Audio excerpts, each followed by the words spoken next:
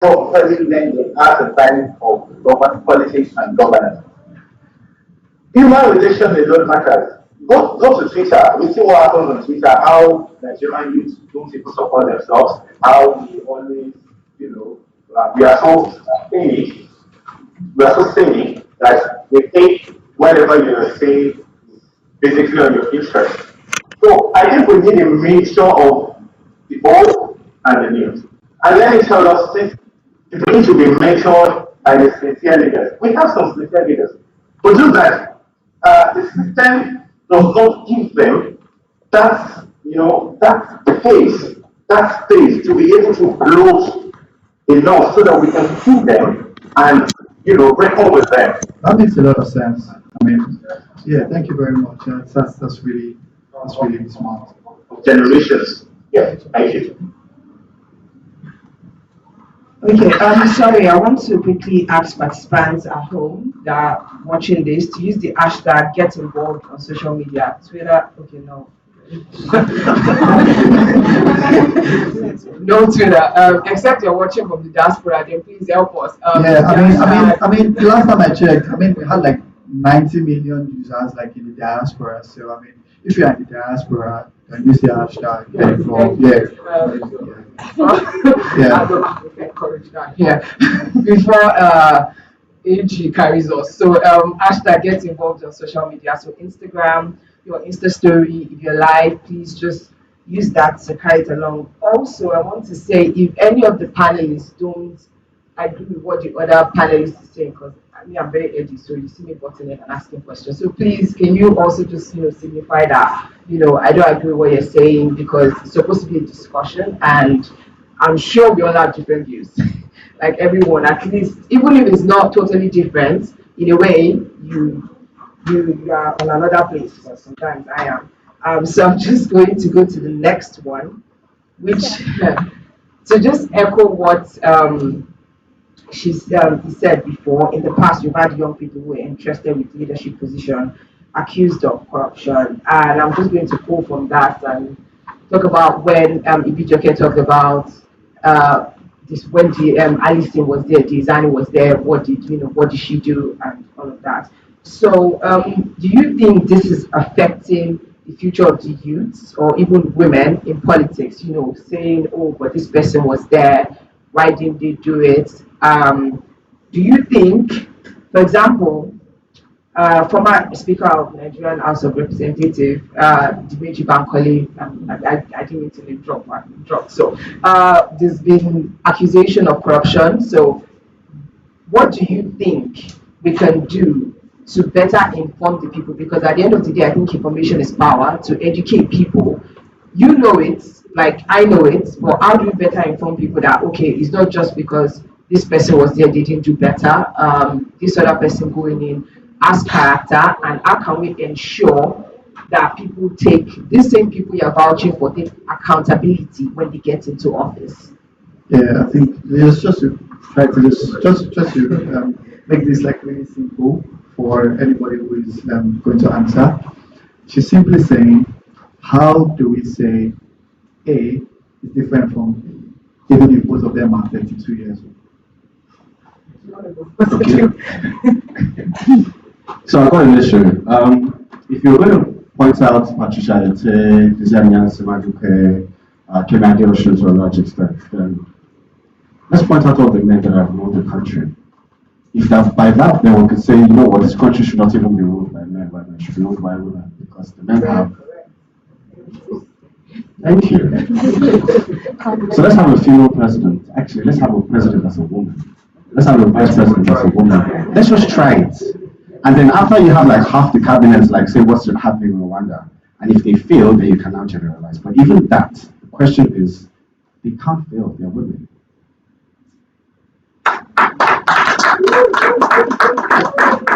Because at the end of the day, let's be honest, the bulk of the socialization process as a human being is done by the women.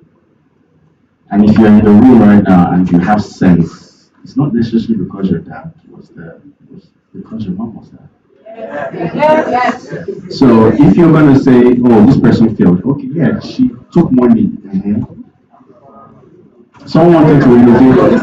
Someone wanted to renovate house. Said it was 400 million, 619 million. Mm-hmm. Abacha's money, we're still getting it. Good for them.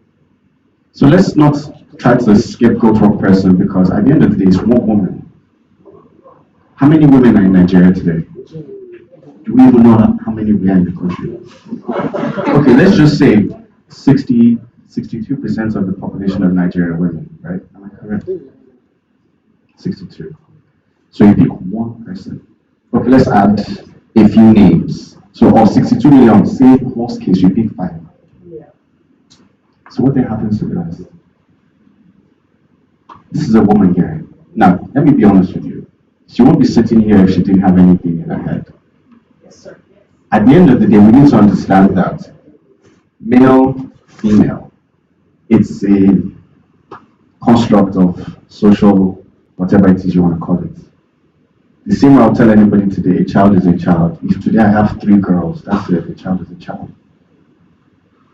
So you need to understand that this whole thing about, oh, male, female, they've packed money. There's nothing we can do about it. So can we move forward and have women like her? Can we move forward and actually put women in places of power? And then maybe since 1960 till now, how many years? Oh no. Okay, so let's do this. Let's have women rule this country for another 30 years. If that's what we want to do, because no men have business ruling the country now based on where we are.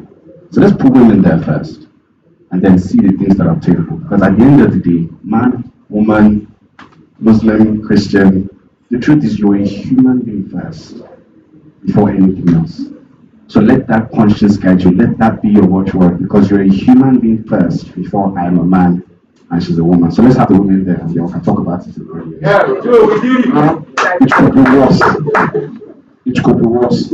Now, from what I read yesterday, I think there was a guy on channels that said what Tanzania got away with is more than what all the guys combined went away with. Now, the truth is, this thing is not about whether youth or whether a man or a woman. It's about having people who have the interest of the people at heart. Now, last election I brought in a lot of youth into the system. Any difference? Last election I brought in. Let me tell you something about Nigeria. That word is on the street. If you are not on the street, you might not know. The numbers of those waiting to steal are more than those stealing from the Oh, we know. You don't need to do this. Just check the youth. The numbers of those involved in illegal means of making money. See, I think whether you are old or young, even you as you are, I know you have good intentions, but if you pass through this system on ground, you get in there and you won't come out with anything significant. That's the truth. They will bring people in, but the ways of selecting people who goes into government is so stupid that you go in and you won't come out with anything significant. Now there's a Twitter ban. You know how Twitter has been to your growth, everything. You don't even have a say. So you see, once a system is corrupt, because if they are bringing a saint in, you are going to pass in through that system. And they're going, have you been to NYSC this now? You see how a frustrated man or woman will just talk to you as if you don't even have a future. Have you been to local government? If you put a man or a woman in local government and they want to talk to you, imagine putting that kind of person in state government, they will misbehave. So this thing is, the system is wrong, not the people. So we need to, as in, this thing has been wrong for 60 years. And then you can build a house for 1 month, you can destroy it, you can bring the house in 2 days. We need to first, this thing has been, and then there are 2 types of Nigerians. The ruling class of Nigerians, they are just few. And then these people are so wise that this way they even connect. They are even mature than us. There is that same one governor of Lagos, former governor, marrying the present governor of Benin State. They are even creating a future. Now destroying our own future in the means, they know how to connect. They put it, and then you see me, poor boy, marrying a poor girl, because Sorry, that 40 million, bro, that 40 million was not because the government was giving us anything. It's because I know Twitter ban is in Nigeria, and a lot of people are not opening their Twitter because they need VPN and they are afraid they don't want police to harass them. The police is now eating from that. Those stupid police that don't have anything, they are eating from arresting common Nigerians. They don't have anything to do. Me, I don't have anything to do, but they still benefit from arresting a commoner like them. That is one. Two, why I made that money was because I know I can build a product like VPN that does not interfere with your crypto and it will open your Twitter without Binance or blockchain blocking your account. So in Nigeria, you have to be smart, and we are smart people, but we don't have an enabling environment. We are all smart here. I just want to say something that to a large extent, I disagree with my friend here. I mean, kind of, to a large extent, I disagree. Trust me, let me say the young Nigerians of 10, 20 years ago is different from what we are seeing now. Now there is strong awareness. NSAS has sent a strong signal. Even though it ended up in a very terrible way, but we got something there that Nigerians should not be taken for granted. NSAS came very well, but along the line, they allowed certain people with bad motion into it. For example, when they started attacking the police stations and all. But for the first time in the history of Nigeria, the Nigerian government came down. Trust me, even Buhari would admit it. The governor, everybody in the ruling class, they were all scared because the country was shut down. The country was shut down. But I mean, it was sad that it ended up that way. So now I'll tell you something. Maybe because I'm in the National Assembly, I know what we discuss in our executive sessions. What is Nigeria of then is different from now. Politicians, we are really, really aware of what our actions will do. Because in those days, before news come outside, it should be hours, whatever, even to next day. But now the minute, like what I'm saying now, is been live. So trust me, the way you see things as a then is different from now. Social media has brought things out. The ban of Twitter, I mean, there's a panel set up in the National Assembly to look into it because it's not something. Well, What no. So,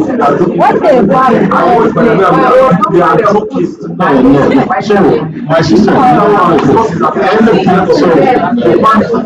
sorry, let me put it there. If you ask from the government point of view, from the National Assembly point of view, any needs to be taken to a committee. And presently, the panel is looking at it. So I won't be in the best position to comment on what is actually being looked into. All right, thank you very much. To answer your question, sorry. So I asked the same question as well. Like, how can one person or the presidency just decide to, shut down and just before the directive 24 hours is in effect and stuff? So apparently, it's part of the constitution. Oh, okay. There's a part in the constitution that says if the sovereignty or if the full there's a way they put it right here. It's being threatened. Your rights as a Nigerian cease to exist. Like they will take it away from you because apparently the sovereignty of the national security is being threatened. And their excuse was that, don't worry, I did that too. And the excuse was that the tweet that was put forward, the sovereignty of the nation was being threatened by the platform called Twitter, and that's why it was taken away from us. So basically, at that point, because national security was being threatened, our freedom of speech ceased to exist, and that's why it was banned. Because I just have to answer that question so that everyone understands where the government said they were coming from.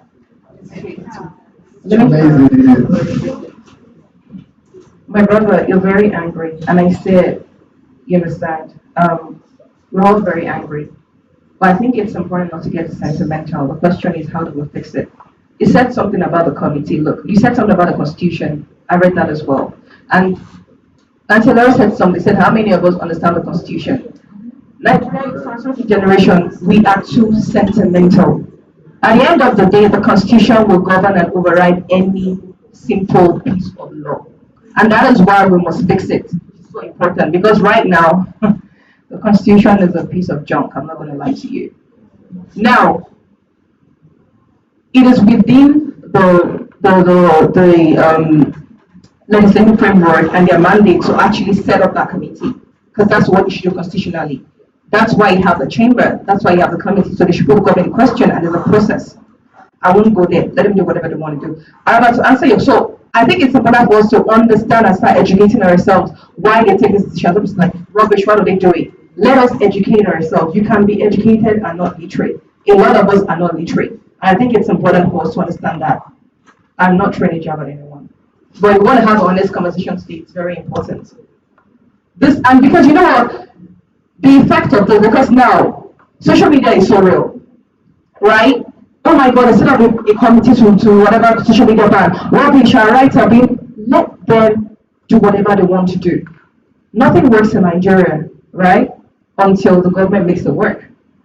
People talk about the absence of the use of technology, but I know how sophisticated the security sector is, because I worked there. You understand? No work, but in terms of like deals and a couple of things. But in Nigeria, trust me, things can actually work. People just don't want it to work. Very simple. Now, I want to come to something you said. You said the system is the problem, not the people. What makes the system? I was going to ask you a question. The egg or the chicken, which comes first? Let's not be confused though. Thank you. Now, back to your question. You said, do we think this narrative that's followed the youth and women for so long is affecting? Yes, because Nigeria is very deeply entrenched in cultural stereotypes, religious stereotypes, and so we can have a very ageist mentality as well. Whereas the youth is like, what do you know? Right? That still follows us. So the people that have been there, now what then happens is, oh, you had a bad egg, that means everyone is bad. However, this is where the role of the media, and I still go back to, I think Auntie Laura did a very brilliant job setting the context for this. You talked about the media entrepreneurs. This is what we need them. The media will tell the story. They are the most important stakeholders when it comes to a functional democracy. Social media is media. Print media is media. Flyers, media. Everywhere the media is present, either traditional or new media. And I think it's so important. So for me, I was telling my partner, I said, look, if we need to change people, we need to ensure we do like both traditional and digital behavioral change communications ahead of the next election, because the media can control the narrative. For every youth that's failed, why don't you bring me the youths that have actually done good? Model by excellence. We need to start telling our story. There are people that are doing amazing things in government, in the private sector. But we're not telling their story. Why are we so passionate about people that are not doing so well? It's none of our business. Design stole money. Hello, goodbye. But what about the women that are doing amazing things? Let the Lord take his course. Right? She did bad. I'm not even going to, come on. But hey, I know women that are doing amazing. I know women that are driving policies. I know women come on. But hey, I know women that are doing amazing. I know women that are driving policies. I know women need to cut the crap. Come on. We've had a generation of. But hey, I know women that are doing amazing. I know women that are a decade-old rule of young people and women. And they were referencing that, excuse me, Chief Mrs. Fumilayo Ransom Kuti negotiated our independence. She was not even involved when our constitution was formed. She was not in, she was able to erase from history. How much do we tell that? How much? You see, we need to own our identity. There's an absolute lack of identity. And until we understand that, so when someone tells me design is still, I'm like, yeah. But I know a lot of women that are progressive, and I'm one of them. And that is what will stop. And I think that is what the Sarasota generation needs to understand. No one can tell you who you are if you have a good sense of identity. Stop allowing them to hypnotize you. Stop allowing them to blackmail you with that negative narrative and that history. Let's cut the crap, please. Let's be kind to ourselves. But the media, I'm almost done. But the media, I would say, every stakeholder needs to train the media. Yeah, I think I'm done. Okay, so Thank you very much. thank you very much. Actually, I really agree with her. I remember when we were having this conversation close to when this program is going to happen. I personally believe that the youth have bad PR. You know, like if you ask, an average, person, let's say an average older person, what do you think about the youth? The three things that will probably come to their mind will be fraud, social media, and maybe or but like they don't see these things. I mean, if you ask them who founded Paystar, I'm sure they think he's a 70-year-old man. No, like no jokes. That's why like what we do positively, it doesn't get there. Like people don't know. The random person on the street doesn't know. So I feel like this will really be something we can take home with us. Just help. Just keep whatever you see positive. About us. Just I know Nigeria has general bad PR. But yeah, like the youth right now. I think if we work on our PR, I think it's going to be way better than what we have now.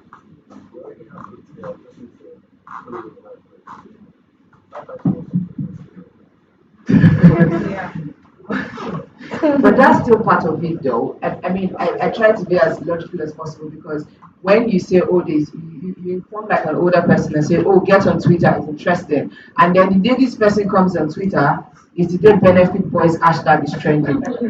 No, I mean that's the reality. That's the reality. It is actually bad PR. I feel like we need to take more responsibility and accountability for how we portray ourselves.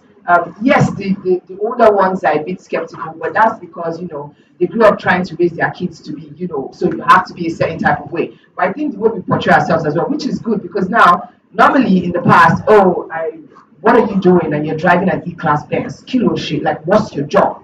Why are you driving that? The next thing we see you with dreadlocks and all, and then they're asking questions. But now you see the founder of Paystar, co-founder of Paystar, on the newspaper with dreadlocks. That's good PR because now they're already beginning to see, okay, people with dreadlocks can actually achieve things, and this makes sense. Do you understand?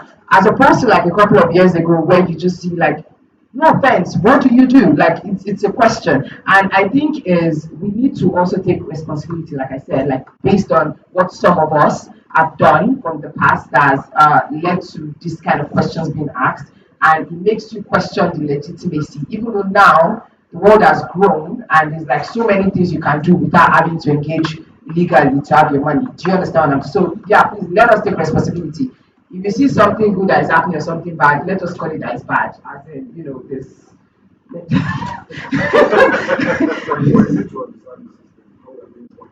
I understand. But that's what agreed. I agree. That's what I said. I'm not saying you can't. It's just like you said, you can't fix everything at once.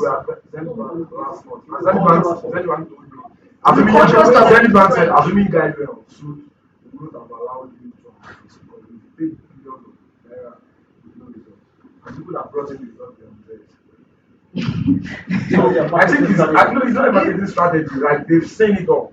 They've paid a lot of brands on suit, looking so dapper, no result. And then they've seen the street guy run it. So this is it. We need to understand where the world is going to. If you put all your attentions on youth, you might be frustrated. The old men can come here and deliver something and do good.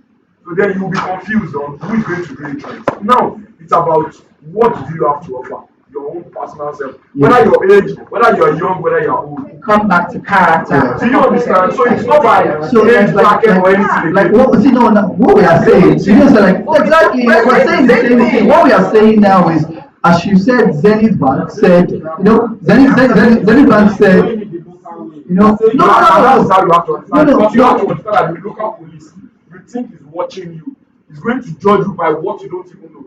Yes, agreed. And that's what we are saying. Now you explained something, you gave an example of Zenith Bank. Have you seen those people, politicians who are going to roll up? Have you seen them? You will cry. They don't even know the benefit of Right? Like don't even know. They just feel Twitter is for people who have dreams. See, that's what you understand. It's bad PR. Exactly, that's what we are saying. No, you need to know how to use the internet. They see it as those who have future. And then I can tell you the good Twitter has brought into this country. That's the black we know. I mean, everybody here understands that. This thing still boils down to individuals. Education, like if You I'm can be educated and be here. when I say education, I don't mean like go and read book. Information, empower people with information. There's no way to define that. There's no way to define that. There's no box to put that. There's no appropriate box to put that. That's why she said. Let me I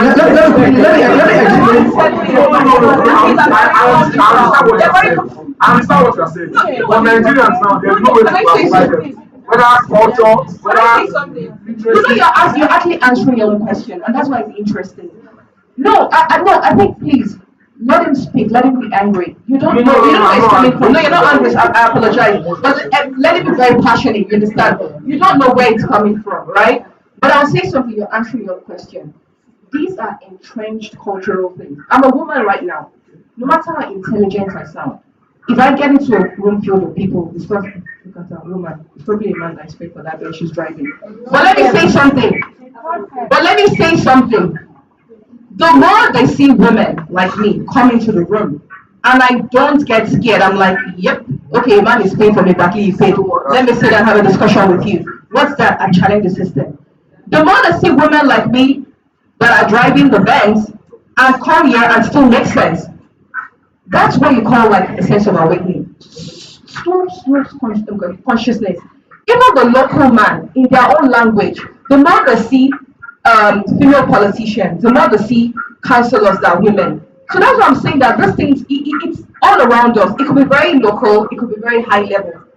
However, it is still literacy, and literacy could even be at the lowest form of governance. It can be at the community level. So those things you're saying are existent. However, there are so many things we need to unlearn because of the entrenched religious and cultural stereotypes we have. And I think it's important to understand the place of that.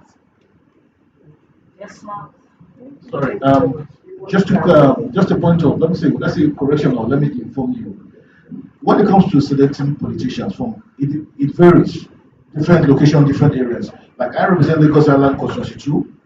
I went through various stages of, would I say, drilling, because like when I spoke to my leaders and all, they set up a panel. They wanted to know our education level, what we've done, both in the private sector, who you are, your character, down to your family background. Because there is this general notion that whoever they can put anybody into politics. But for my own area, Lagos Island Constituency 2, trust me, it's not about your words, it's not about the son of who you are, it's about what you have to offer them.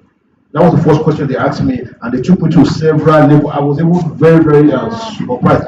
And I told them that about what fine, I'm prepared, but I just thought normally. They said no, because there's this general belief that anybody will just enter politics. It's called, I think, Amala politics. So, my brother, I want to actually correct that notion that coming into politics depends on the area you are entering. Thank you very much. Good. I think I understand that part where you're coming from, and it's fine. I think when it comes to that part too, I'm actually not. I know where I'm coming from.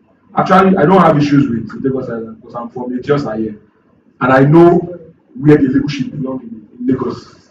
I know when it comes to being influential, the Lagos are very top notch too. But then this is by the side. Do you understand grassroots politics and how they play their primaries? For the fact that they grill you does not mean they are going to grill every other person. You are representing 1,000,000,001 people. If you are a stupid man, you won't come up with any intelligent policies. Yeah. So my brother, here's the thing. Like he rightly did say just now, he was grilled. It's a constituency. There are 774 local governments. How many constituencies do we have in the local governments? Well, one thing I'm trying to point out here is that it happened with him. So even though fundamentally we are in a messed up place, it has started to happen. So the pace might not be what you want. The pace might not be what you want. The results might not be as far-reaching. Until you mentioned it now, how many people knew? Everybody watching online and everybody in this room now knows one thing, that someone in Lagos Island 2 was grilled. So by the time my brother here goes to Kebbi State tomorrow, or my auntie that goes to Anambra State tomorrow, and it happens because it happened somewhere, that is the change that we're looking for. He's there right now because he is competent. It is about competence now. It's not about the divide. One of the things, just a short comment. What illustration you gave is excellent. But again, systems, nations are changed and are transformed through systems transformation. Having something happen in one place does not change systems. So the question for everybody is, how do we make what has happened in that local government area? How does it then begin to apply? Yes, across this, yes. And that is an important question, because that is how you begin to have the impact that needs to happen. The second thing comment I'm going to make is try to become more fearless, aggressive, determined about storytelling. To change narrative, we have to lay hold of our own narrative. That's one of the reasons why I like my sister, Fenwa Abuji. She got sick of the way Africans are portrayed on the global stage. And she's taking control, in a way, of that narrative. And it's helping to change things amongst other people. The question that I want to now put to every one of you is, what are you going to do to change the narrative? How are you going to decide, going to systemize that change?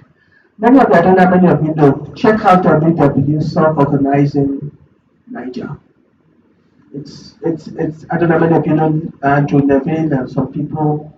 Do you know Andrew Nevin? Yeah, okay. A group of them are writing a book in a very interesting, don't read the book. They've got a website and they just want you to, all your positive stories of what people are doing, go to that website and put it there. And then they're going to begin to collate the stories, put it together, because they feel very strongly that if you want to change, you better start telling good stories, start changing the narrative. What are the good stories? What people are doing, and the stories of impact. Self-organizing Niger.com. And the third thing that I'm going to say is that also begin to study how movements happen. I think we need to really understand the process. And the person who wrote the book, Love Doesn't Win Elections, Aisha, yes. She's got, I could go on and on, about community organizing. Let's begin to pay attention to that as well. How movements are built, how movements are driven, and let's begin to make them happen. Hello? Thank you so much. Thank you.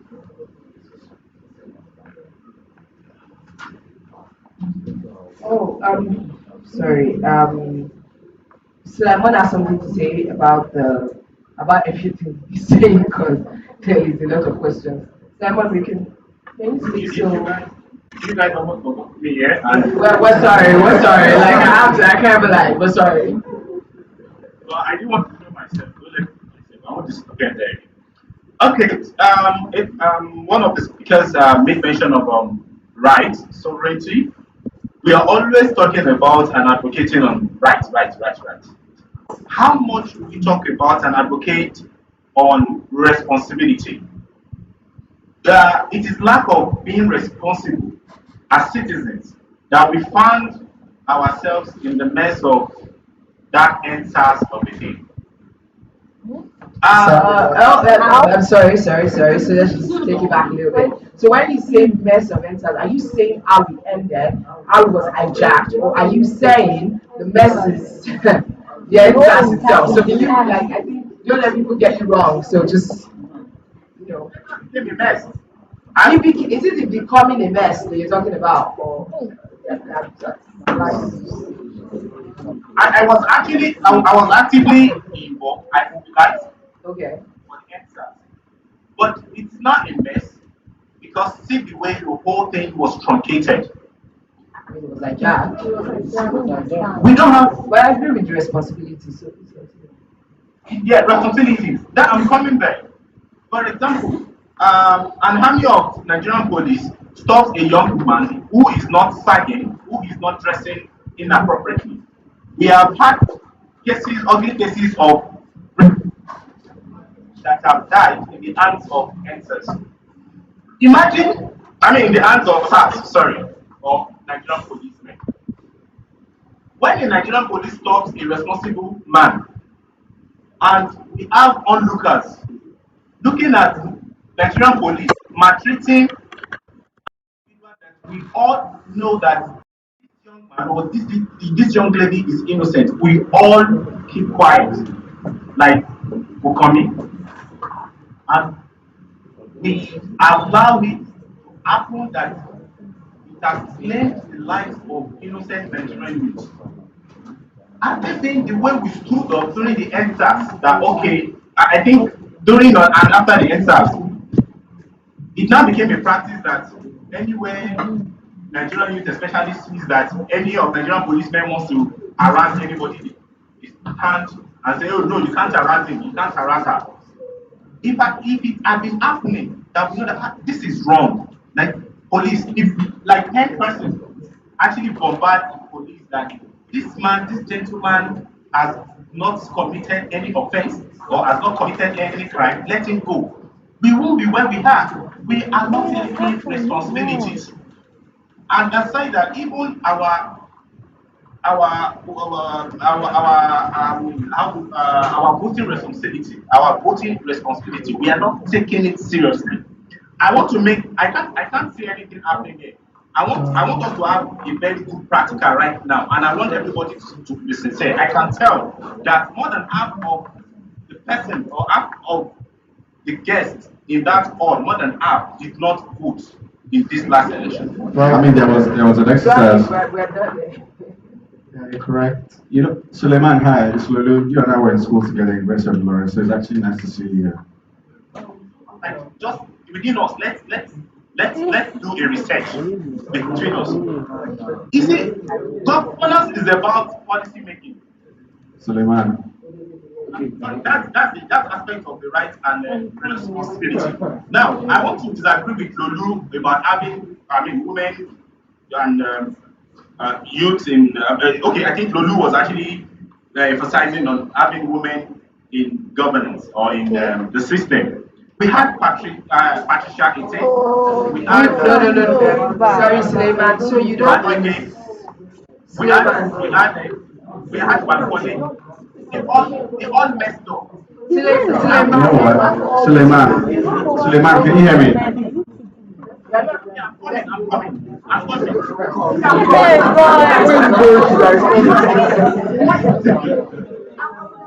Suleiman, sorry. Let me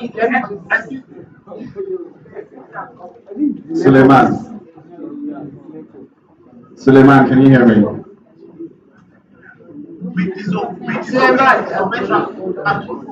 Yeah. Suleiman, I'm sorry, I can hear you, but the thing is. Suleiman, please, a moment, please, thank you. So I can hear what you're saying, but this is a thing that we are like, trashed out. Yeah, I don't know if you were. I think there's a delay. So when Lulu said let people, I'm just going to try to summarize it. No, you're not talking because this thing will talk to you talk of war. So when Lulu said let females try it, what he was referring to was that we're saying this person failed, but then there have been men with this power in this place as well. And this Patricia Ete you're saying, she was never the president. So what he's trying to say is put more women in the position of leadership.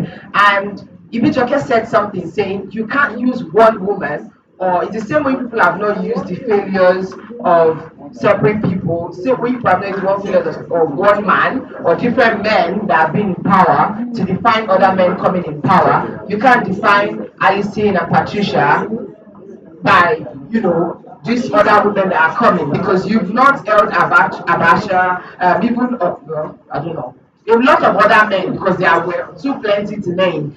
You've not held other men to the standard, so it's just double standard if you look at it.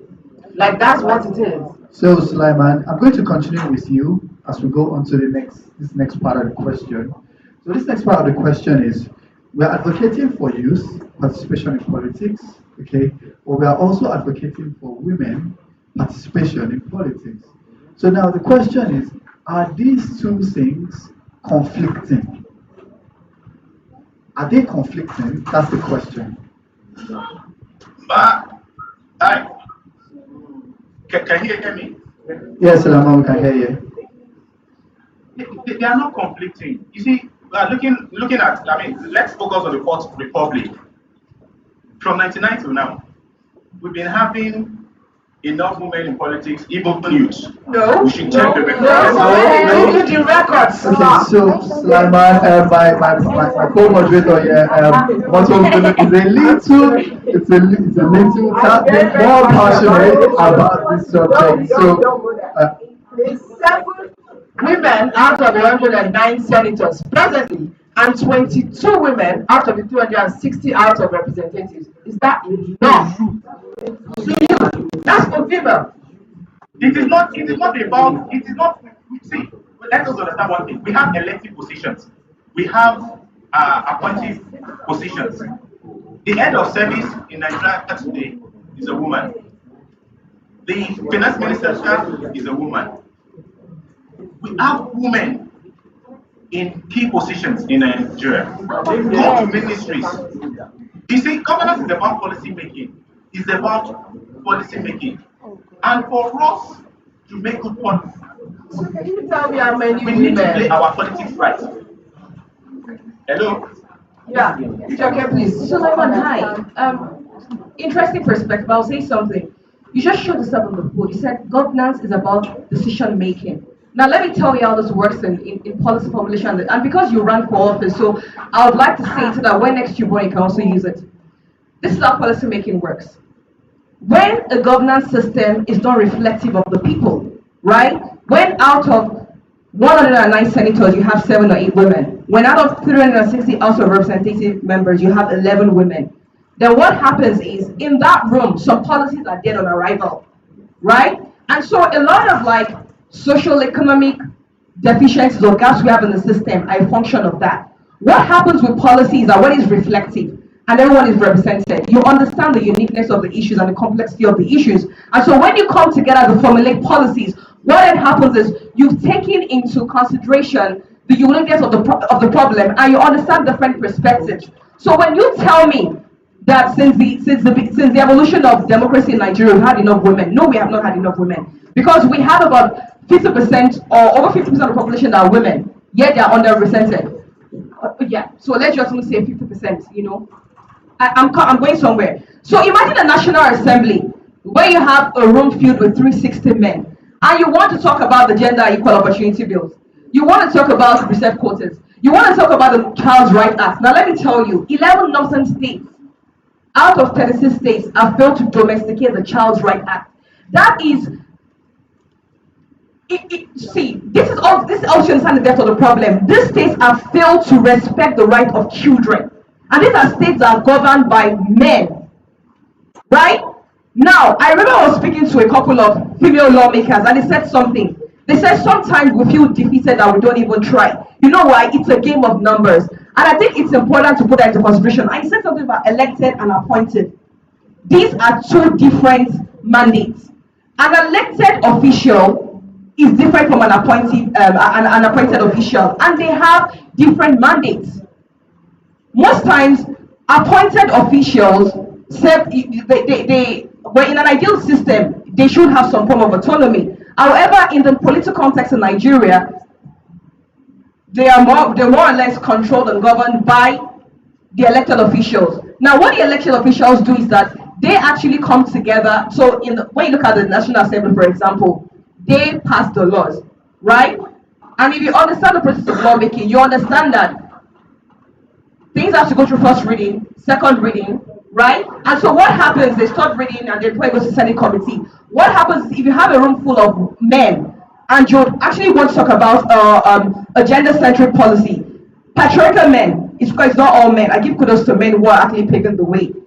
Then you're going to have issues like this. So I think it's so important for us because you're a youth, and this scares me, and I'm going to be very honest with you.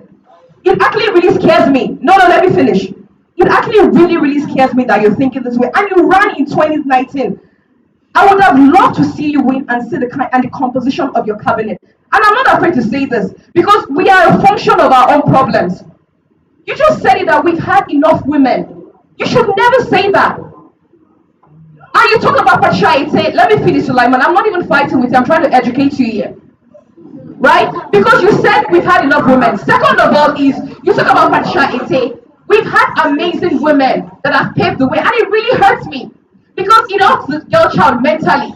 This is how children, this is how girls grow up to think that they are incompetent. When you say one woman has failed, then she thinks that she cannot be. Let us be very honest with ourselves. These things are very complex and psychological as well.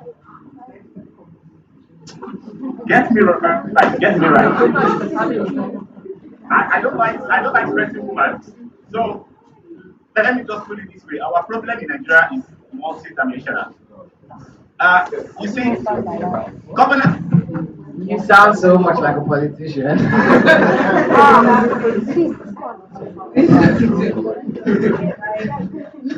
Well, listen to you. I'm just like, I'm sounding the echo of what everybody's thinking. So please, almost everyone anyway. I used I used to have such confusion. I used to have such confusion like, okay, see, I'm close to the system. Don't let me say I'm inside the system. I understand. See, it's all about being better and being united. A very good example again. An army of 100 men, ammunition, correct ammunitions. If they are not united, they can be defeated by an army of 10 united soldiers. See, it can't be sudden, it's a gradual thing. We have a woman in Nigerian Senate presently. Suleiman. Suleiman. Hi. Slowly, can you hear me? But telling the man, Suleiman. woman being a man right now, I'm very, very pragmatic. Suleiman. We have 22 senators out. If they are united, forgetting the political. Suleiman. Suleiman, can you hear me? Suleiman. Tonight, and You know what I think, Suleiman? Obviously you can't hear me in real time, but first of all, it's shocking to hear you say these things that you're saying. Because at the end of the day, I feel that there are fundamental things as a youth in politics that you should understand. And I'm mortified to actually think that you could have won the elections at the time that you won it. No, or contested. I'm mortified to think that you contested because again, this is the representation we're talking about. This is the PR we're talking about. 2023. Can you hear me now? You know what? Let's just move on.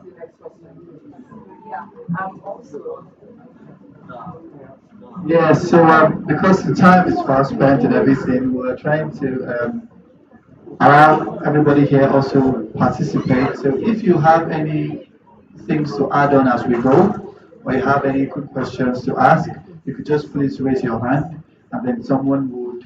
On the next questions. On the next questions.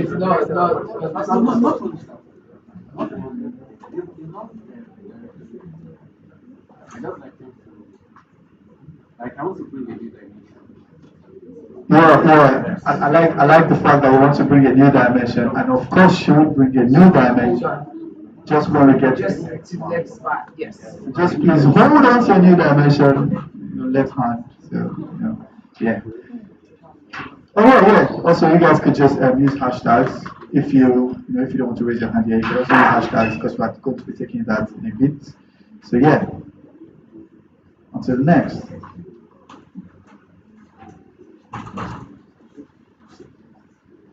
Okay, so now we're going to go into a very popular one that we've talked about here, which is we're going to talk about social media now. Like we're moving to the aspect of social media. So, Lulu, I'm going to direct this to you directly.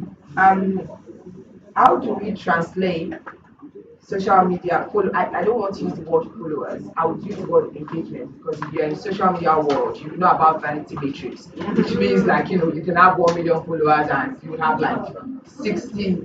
So how does engagement on social media converts, translate to voters on the streets?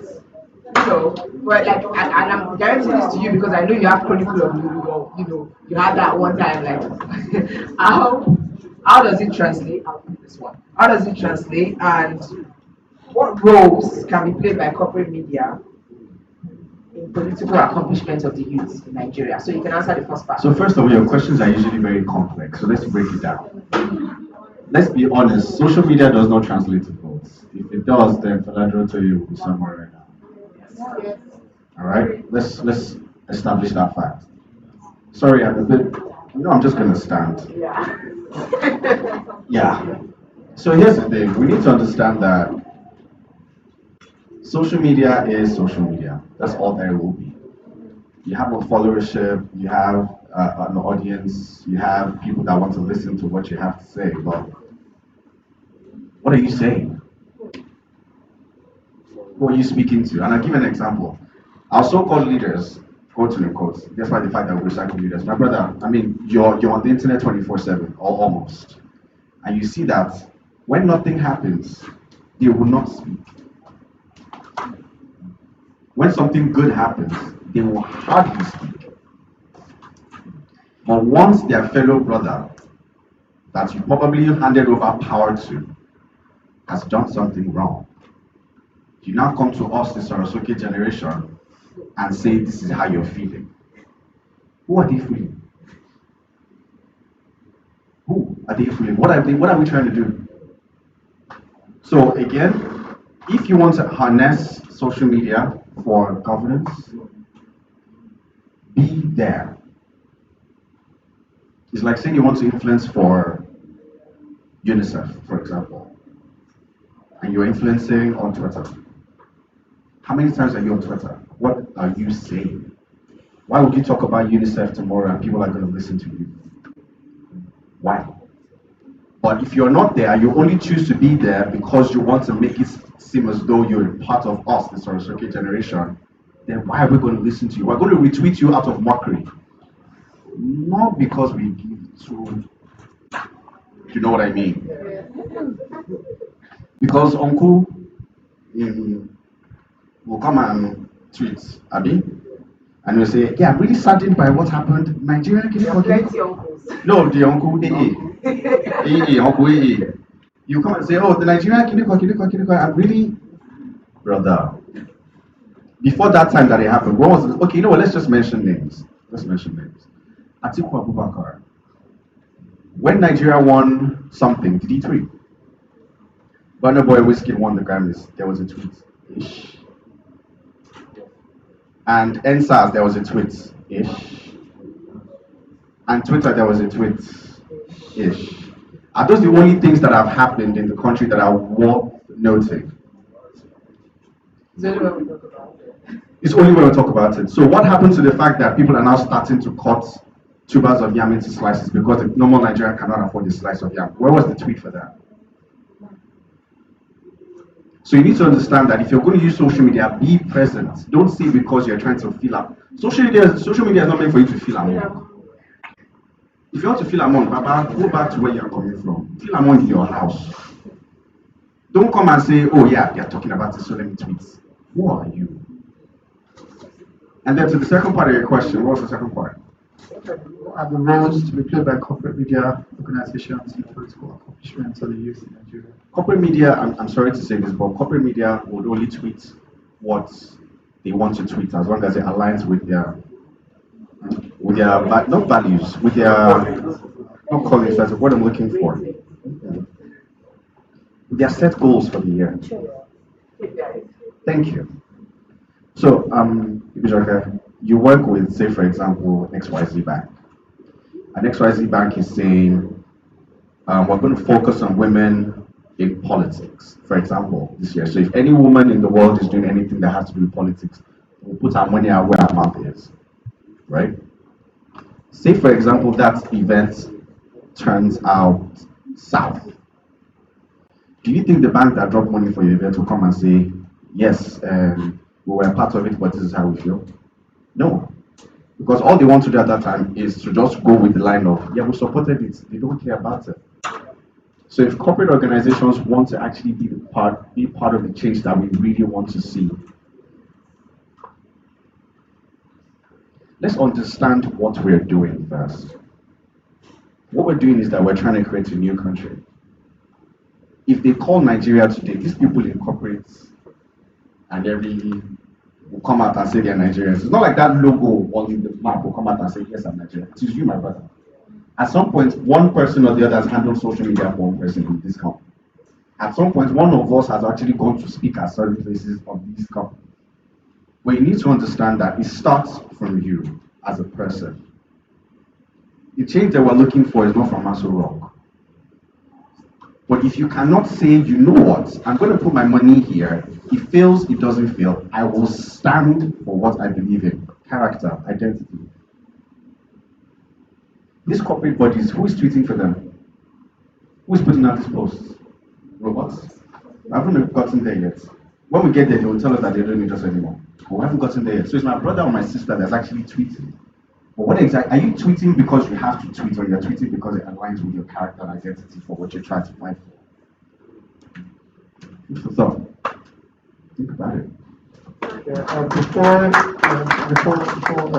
I speak, please, I'd like to point out something just to clarify, just to highlight what he said initially, which I feel like is important. He said if followers translated into votes, Fela Dote will be somewhere today. I feel like we should really. Somewhere, just not in government. Yeah, like somewhere in government today. But I feel like that should really be highlighted, just to let everybody know. If there are any youths amongst us who is trying to, run for anything, and even if you have a large platform, understand that you need to connect with the people, do the hard work, go to the grassroots, meet your people, be known to the people who can't use Twitter, people who can't feed 3 times in a day, be known to them, and then possibly, maybe those numbers will actually reflect. So maybe check it if you can speak now. Okay, thank you. I'm trying to make this so fast. Okay, so 2 things. You talked about harnessing the power of the media. I think. Yes. Can you hear me? Yeah. Okay, so first things first. I think we also need to know how the media works. I said something when we started. The social infrastructure that backs the NSAS campaign saw a lot of mobilization from Nigerians and Africans or concerned people in diaspora. That's the power of the media. For people that are running, I think it's important for them to understand that yes, grassroots is very politics. Politics is very grassroots, and you should connect with your people because at the end of the day, they will vote for you. However, what you can use social media or digital media for is resource mobilization. And trust me, in Nigeria, it's so important that you're well funded in politics because then you can negotiate. Because if you don't have money, you're going to be a liability to the party and you're going to be vulnerable. That's so important. So in as much as we say that social media, like votes are not on social media, resource mobilization is on social media. People are conscious, people pick interest in your candidacy, in your character, in your values, especially as we're seeing this rise in social consciousness. So you can actually mobilize resources. You can tell your story, you can shape the narrative. The second of all about the private sector is, I think until the private sector actually understands that the people come first. Because who are the consumers of the private sector? How do you meet your bottom line? It's the people. So if the people revolt against the banks, remember the banks that were against our third generation, and you're like, okay, we have to sideline this bank. That's when you see Twitter. That's when you see what happened. They had to reset immediately because they know that will affect their bottom line. And Madam Alera said something. She said, understand and study how movements are operated and pushed in the world. This is what happens. If you don't understand the power you have as a consumer, you're going to have issues. Right now, the absolute disconnection of the people from politics and social issues is why we're here today. If the people are so connected, the people are the workers, right? The people are the leaders, are the CEOs. So I do think that it's all about that reawakening and that conscious mindset, and also just changing our ways and learning and unlearning a lot of things. Now, ahead of 2023, how can the private sector, um, corporate media, well, I mean, there's still corporate media, so private sector, I didn't say. So corporate media in the sense that corporate media is monetized, right? They're monetized. It's a very tricky one because you cannot separate politics from the economy in Nigeria. A lot of corporate organizations tend to be very apolitical because even if they come out, they will burn them down, right? So how do you find that balance? I think they need to understand indirect organizing. Government is strategic, you need to be strategic too. You also need to understand how government works. There are ways you can tell a story. There are ways you can say, "You're very stupid, sir," or "Uncle, I'm very sorry, but you understand what I'm saying? I kind of feel like there's an art to how you actually could engage the government and still tell them that, whatever they're doing is crap. Very strategic, exactly. But at the end of the day, corporate media is to owned and ruled by individuals. And that's why she said something. It's about character and value at the end of the day. I think that's just the answer. Yes. Sorry, we're just going to take one question from him and then we'll move on to the last question for the day. Wanted to say something.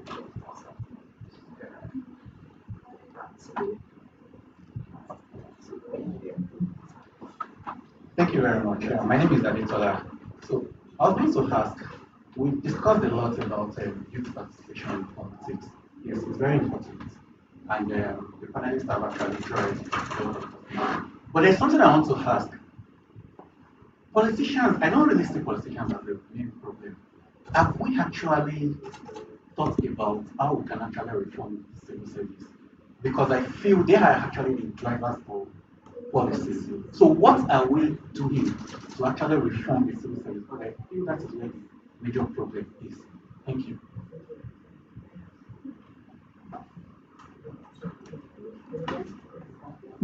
Okay, so With regards to civil service, well, I understand in the 60s that the civil service were the bedrock of Nigeria then. Then they had the super AMSEC. I wish Mrs. Alero was here to educate us more on that. But there's a particular policy that should be brought in, which I've noticed, which is that the president or the governor should not sack a civil servant. That happens a lot.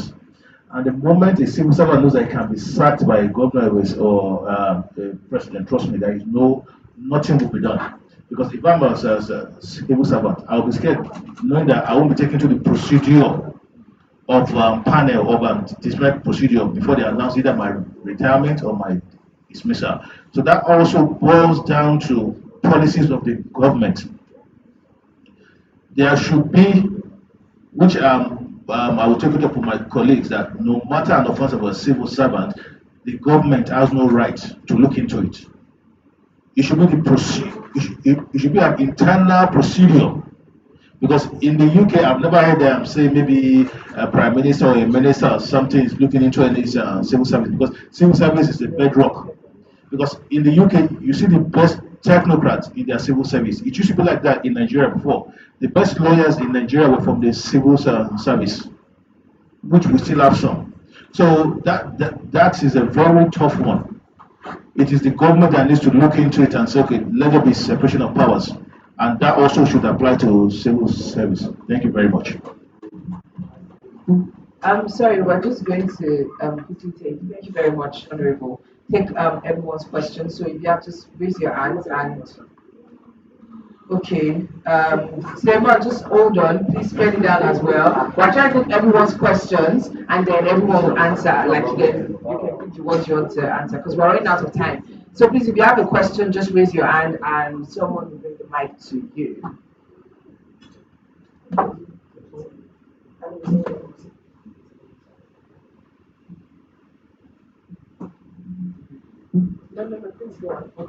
good afternoon. My name is Mario. The question I want to ask is youth mobilization through social media is very good. But if we mobilize the whole youth and we vote just to transform the nation, our election doesn't count. So all our efforts is just zero. So how can social pressure, how can we use social media to put pressure on government to actually make sure that our election counts? I know in India, the last election they did, the president or present government was voted out because the influence of social media on the country, and they went into pure electronic voting. And the incumbent government lost the election because they could not rig the election. In Nigeria, if all the youth in Nigeria, if we are 70%, we vote as of today, I tell you our election will not count. So everything we are doing here is just like agitating for no result. So until we start with how our election will count by putting pressure on the government to really reform the voting system, nothing will work. So let's just take all the questions and then we'll just answer. Thank you very much. I want to say a very big thanks to the organizers of today's program. And first and foremost, also I would like to appreciate the speakers and the panelists so far. My question goes thus. As we all know, as the theme of this program is concerned, youth political participation, we cannot detect the fact that virtually the numbers of youths we have out there today are jobless, and this cannot be far-fetched from the structures that has been laid down by the so-called, let me say, institutional and other things that are concerned. But one thing is very germane in this regard, and I would like to put this straight to my distinguished honorable here. Youth have always been found to be an instrument of violence when it comes to probably the political dispensation. And we have not been able to identify the structural cause of this. We only see politicians coming around when it comes to political campaigns and they have a dispensation and they want to use this youth. You will see, okay, where are the boys in that area? Go and call them for me. Who's their leader? That aside, they've devised a strategic formulation to weaken the competition and the capacity or probably the regulation of youth towards government. Why is it so? And you have not been able to devise a means probably to their survival. And that's why the pace of insecurity in the Nigerian system is becoming rampant day in, day out, ranging from the north, east, west, and south. Insecurity here and there. Thank you.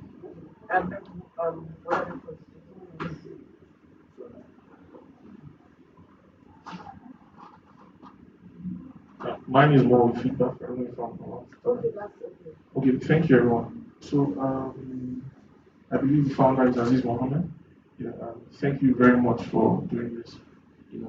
I'm very, very happy that we can have this kind of platform, we can share this kind of platform. Thank you very much, and thank you to your team. I can imagine what went into doing this. But one of the things that I would like to highlight for us is that as panelists, we should try and improve on how we moderate and how we take turns to speak, so that we are in the audience can properly follow what you're saying, right?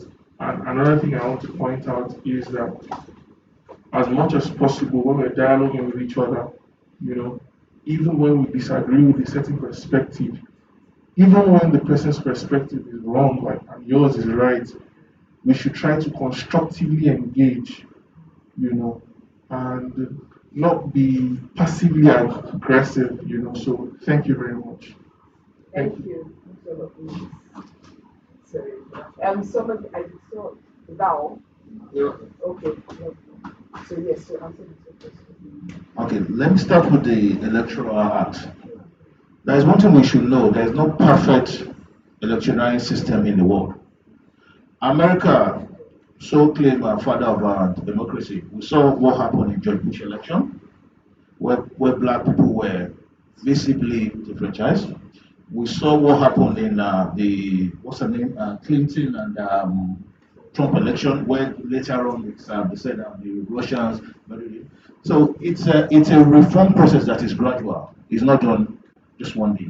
Well, according to someone said process starts with an individual before it grows. A typical example was what Trump tried to do, but Trump made a system that is stronger than an individual.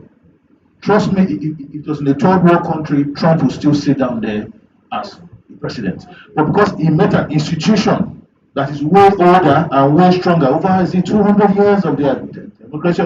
So trust me, in Nigeria, it is a gradual process. We can't just get there overnight. But it boils down to individual. Then someone spoke of electoral violence. Yes, it is. It happens everywhere. But there's one thing we should know. Violence happens only in area where they give them the space to operate. There are certain areas you see some thugs go there, and what happened? The thugs see that the women, the family, the boys, everybody there stand up to them. It's not because the women there are strong or anything, but because you cannot rig an election in where you are not popular. Trust me.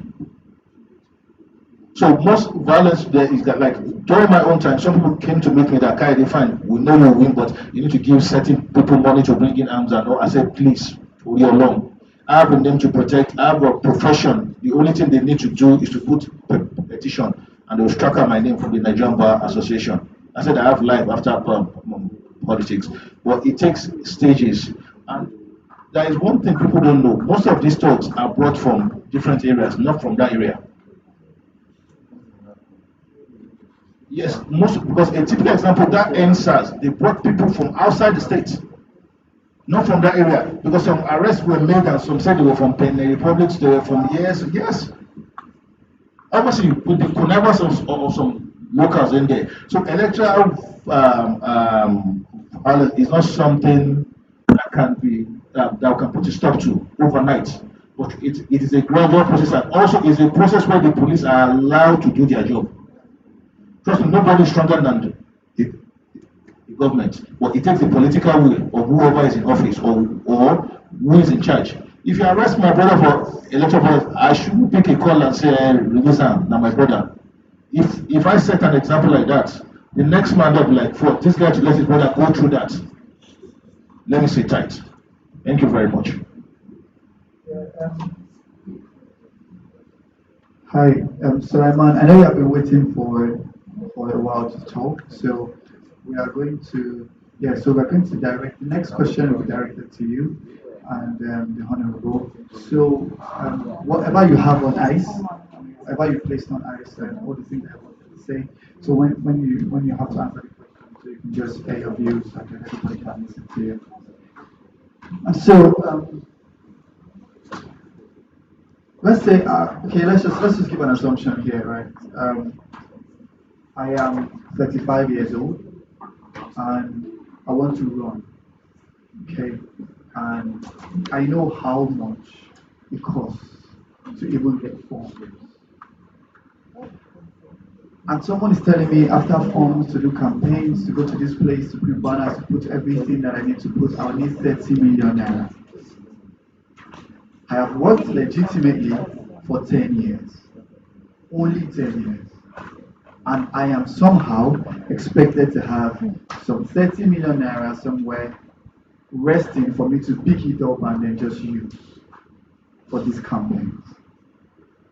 And this is a real big problem because a lot of people, a lot of youth, have ideas and everything, but they don't have the solid financial backing. They don't have that good financial structure. So I know Sulaiman ran in 2019.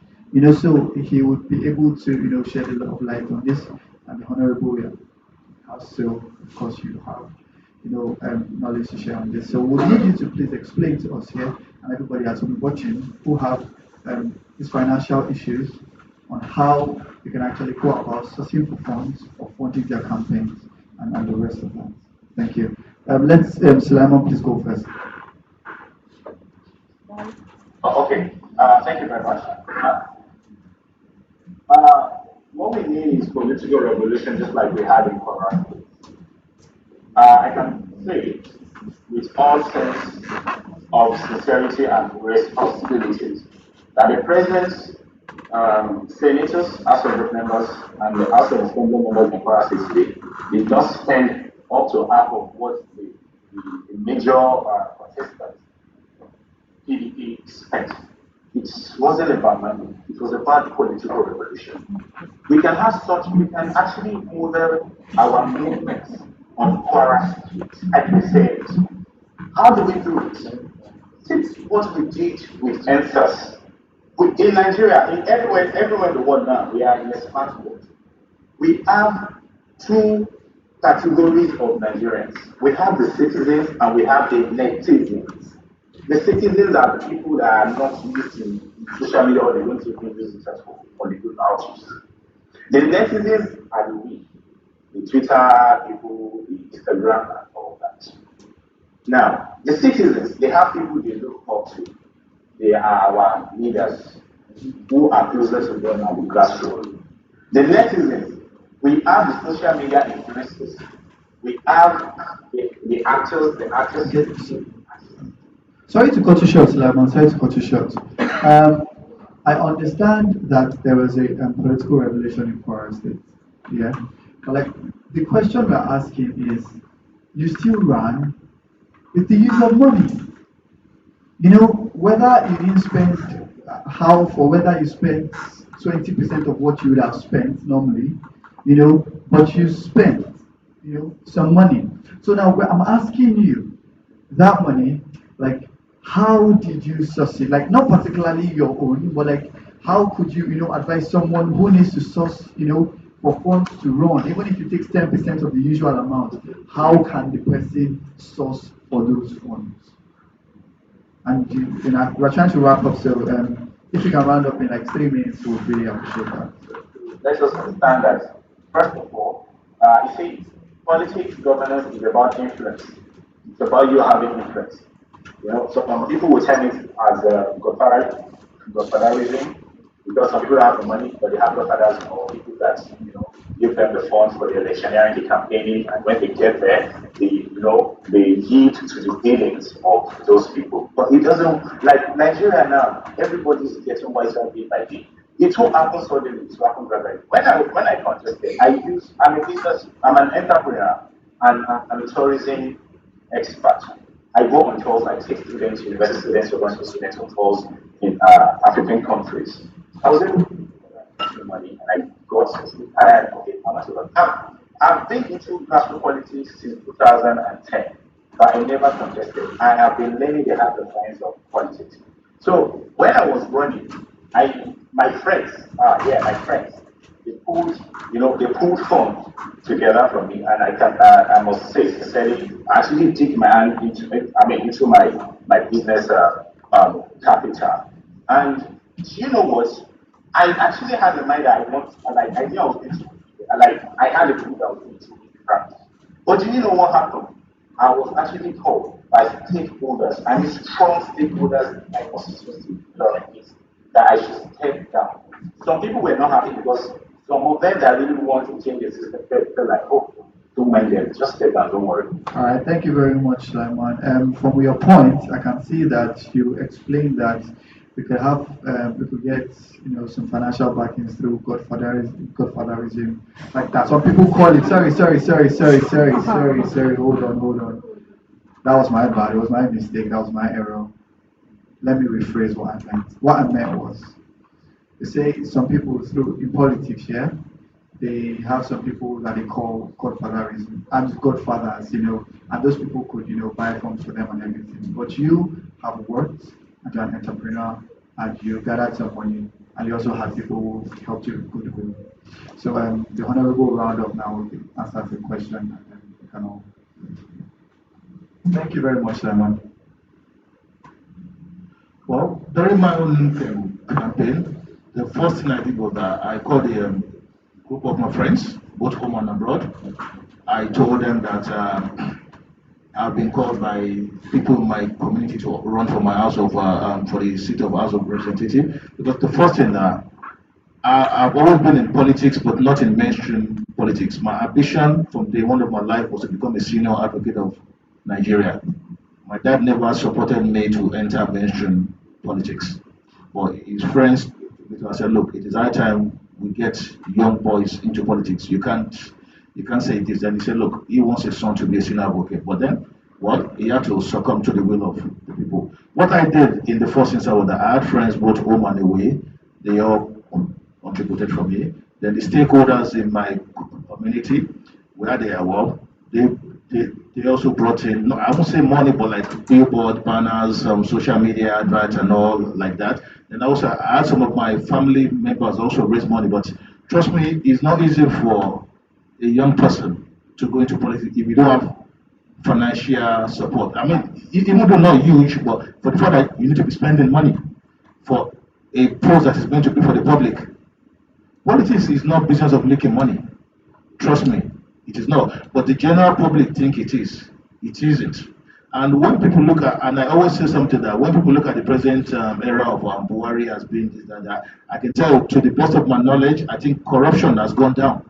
I mean, I'm not saying 100% well, but the way Nigeria was in terms of open looting, I can categorically say is not like before. So I want to say I got most of my funds from goodwill, and people came in also in terms of okay, I'll do your billboard, I'll do this for you, I'll do that for you. That was how I was able to scale through. Thank you.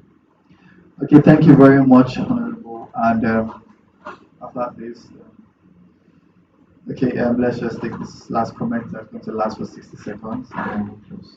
Yes, so I just wanted to say something in regards to resource mobilization, which is important, and that's what you talked about.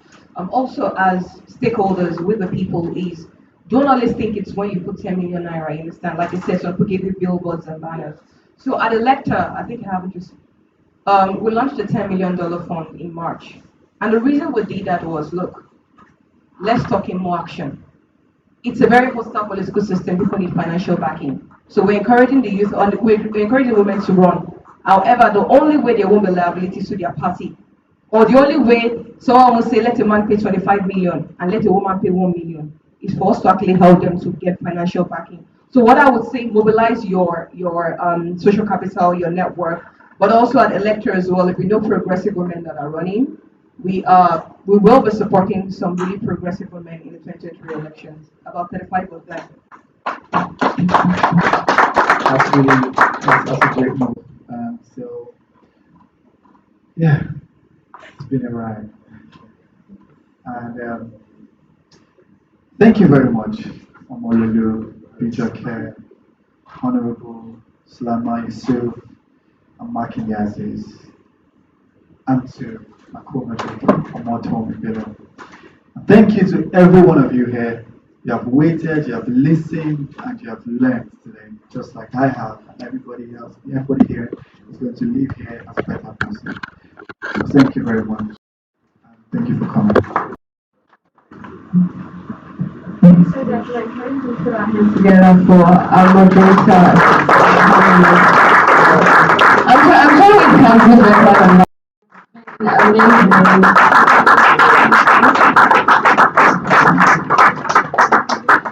Thank you so much. This session has been very enlightening.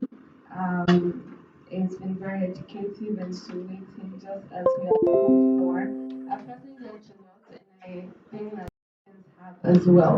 But before you go back to your seats, I would like for us to just take a group photo. So can I have the moderators and panelists just stand up for a picture? Do I have the photographer here?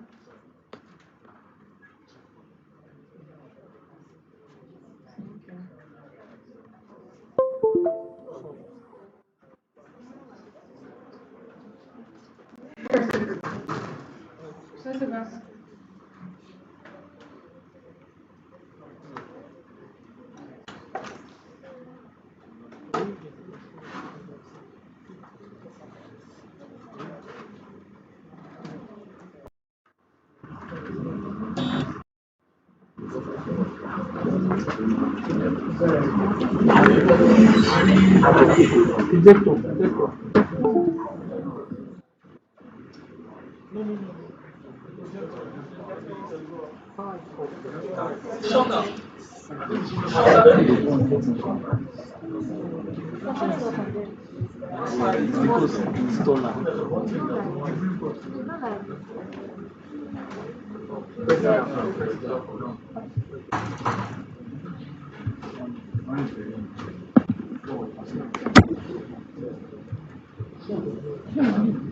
Can you please hurry up?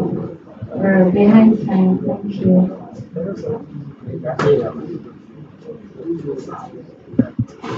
As far as guys, please get ready to come up with.